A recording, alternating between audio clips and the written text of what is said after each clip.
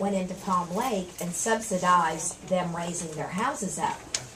So, I mean, if they don't have money, what's the odds of them doing another program like that? For people with, or moving into another flood level? I can't answer that. There's been no bills or laws introduced to open up grants to help people to elevate out of harm's way in this particular instance that I've seen. Yes. People spent money to elevate their houses, and now they're changing the rules on the base flood elevation. I mean, it doesn't seem like it. And the only response the government would give you is the risk is changing, and basically, you know, you're going to pay wherever you locate. We have people in St. Charles Parish, post Katrina, built to 2008 standards, raised their houses based on what those standards were. Now that they decertified the levee system on the west bank of St. Charles, those standards are much higher, and as a result is they paid all this money to move here, and now they're still going to be 3 feet below the base flood that they're going to establish. Not only that, if they took road home money and or the OC whatever, they signed a declaration saying they're going to keep flood insurance on that property in perpetuity. You have so if you get a for the life of the property, or until for the life of the property. If you get a $28,000 premium, I don't know many people that are going to be able to do that. Well, I agree with you. I mean, you know, will they obtain and maintain? The only time they obtain and maintain is when it's done on a SBA loan or disaster assistance. The only time it's policed is at the time of the next loss. So, I mean, to answer your question is at that point, you know, look, I can't afford $28,000 a year. Nobody's going to come and say, look, you sign this paper until the next loss. Then they're going to waive that paper. You sign this paper.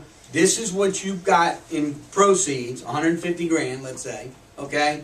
When your loss exceeds 150, then we'll give you some dollars. That's how they'll police it, is at the next loss. So I want you to understand, nobody's going to hold your foot to the fire on that obtain and maintain, but they will on the next loss, because we're seeing that in Irene and Sandy.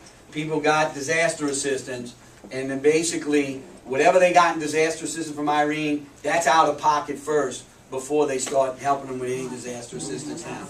And that's the obtain and maintain. Yes. I have a question. I'm trying to understand. The repetitive flood property built prior to 1978, you said. 74. Okay.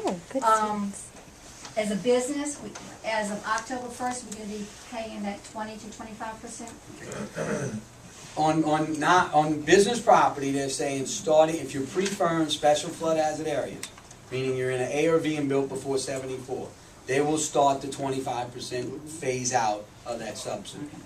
Yes. Yeah, two questions. I'm in one of those houses that's 5 feet below the BFE at this point in an A zone, so I'm looking at probably that 20 to 25K. So my first question is, are there any strategies to reduce your premiums as far, like I've got a 3-story house, 250 policy, I'm only insuring the first floor obviously. If you drop your limits to 50K, up your deductible, are they going to look at that to reduce the premium costs? Is that kind of impact? The only impact you have, I mean, the only impact you'll have when it fully comes into pay, and again I'm saying fully, I mean we're getting past August 2014 and map changes. The only thing that you can do to adjust your rate is going to be deductibles and elevator.